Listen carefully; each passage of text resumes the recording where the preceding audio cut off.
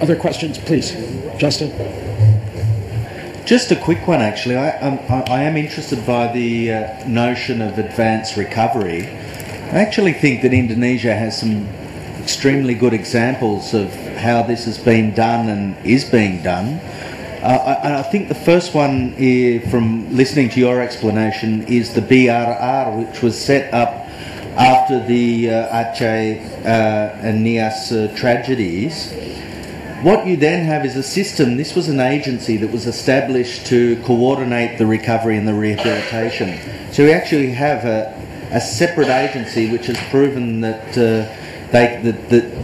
coordination and recovery can be fast-tracked. Now, where I say this has been a good example, what you've seen is modifications and adaptations of this in both Yogyakarta after the earthquake and recently in West Sumatra in Padang earthquake, where BRR type models for recovery have been established. So this is a great lesson learned from Indonesia's experience, and I think other countries can learn from what they did with BRR, because this was a really important step forward. I think another thing that's emerged recently, and this is coming more from a donor perspective, is that there is now a multi-donor trust fund for recovery that's been established in Indonesia, and I think what we need to see is more of a buy-in from Indonesia into that model, so that there are almost more easily accessible funding at times of emergency. Even donors themselves find that there's a lag time if they want to assist in any type of recovery. So this actually leaves this in an account ready to be used especially for recovery purposes. And probably the third one is the issue of of insurance, because household insurance is very, very, very low in Indonesia, especially as you get into rural areas. It's almost non-existent. So there does need to be a push into this micro insurance area where there is, it crosses over into prevention, mitigation. I think a lot of it crosses over. But there has been some really good things done here, and I think perhaps your team could learn a lot as well from the models that have been established post-disaster, and very quickly. Right.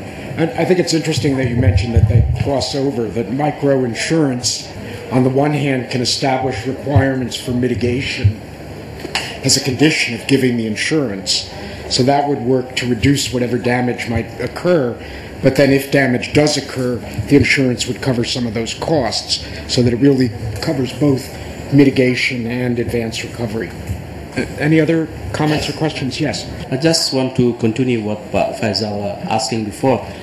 Well, what you explained about the advanced recovery, in fact, in Indonesia, it is interpreted as soft non-structural mitigation, like to limit license for building, and then to improve organization, and then the land use planning.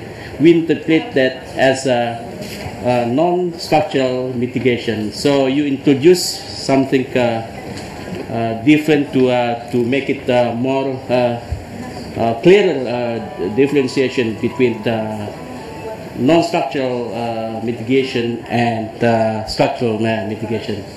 So in fact, that's the similar what we have so far actually, but we introduce a different term. Thank you. Let me suggest, by the way, one thing that, in conclusion, which is I do not see this classification as being a mere academic categorization.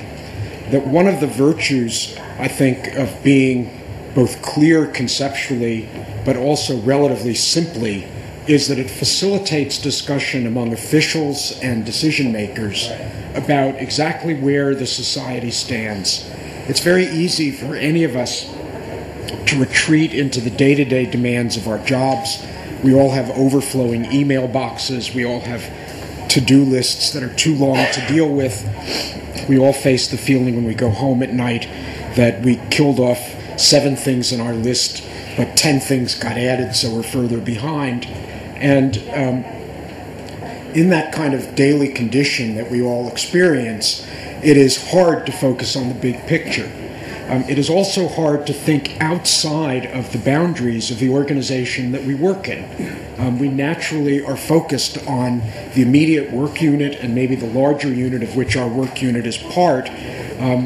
We occasionally think of other government agencies, and we certainly pay lip service to the fact that they're partners, but in fact in daily life we more often think of them as opponents or at least competitors.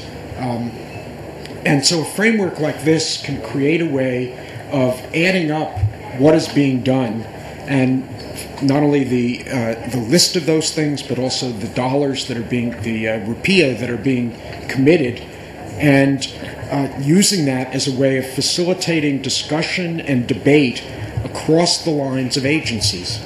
There may be some conflict involved in that, but it means that you will, even that can be useful because it will mean that you're confronting big questions of what's the right way to spend money, where there are trade-offs that are necessary, how do we make those as effectively and as well as we can, and to make sure that you make transparent the rationale for making the investments as well as the investments themselves. So I think that this is in fact not just an academic categorization, but rather something that has policy relevance and management relevance, and can be very useful. Now, in the remainder of my talk, because there's just too much here to cover in an hour and a half or so of discussion, I want to focus now primarily on the two response issues: preparation for response and response. There's much that we could say about the other topics. I'm just not going to cover those today. And I'm going to frame the rest of this talk in terms of identifying some core problems that I think face large countries that are trying to prepare themselves better for dealing with the consequences of disaster. Again, I know these ideas have come from my research in the United States, my research in China. In both countries, though, we do training and meet many, many senior officials so that they come both from the world of practice as well. And you will have to judge for yourself whether they are appropriate for Indonesia, because I simply don't know yet whether they are. And I will certainly be interested in your criticisms and comments, and would obviously be happy if you agree.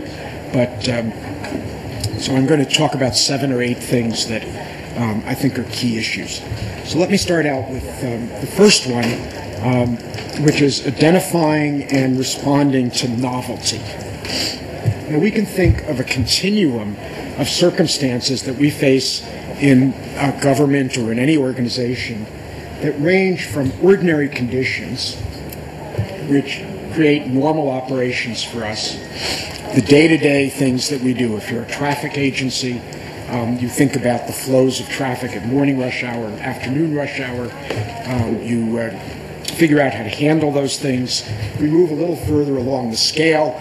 As a traffic agency, you worry about what happens when a truck overturns on a bridge and causes a tie-up. But these things are still not completely out of the range of normal operations, because they happen pretty regularly. Whoops. Eventually, we move into the emergency category. And I'm going to distinguish between 2 different types of situations, which I'm going to call, on the one hand, routine emergencies, and on the other hand, crises. And although I'm dividing them into 2 categories, that's simply a convention for talking about them, because in truth, this is a continuum, and there's a continuous upgrading from small emergencies to big ones. But there's an important reason, I think, for dividing them into 2, which I'll talk about shortly. So what are the features of these emergencies? And one of the things that I want to argue is, and this is why I divide them into 2 categories, that the demands of responding to routine emergencies are quite different from what's required to respond to crises. And the major reason for that is the issue of novelty, which I will explain in a second. So what are the requisites of response? Well, normal conditions are quite straightforward, and agencies are very good at it. They develop routine ways of operating, competences, capabilities. They staff up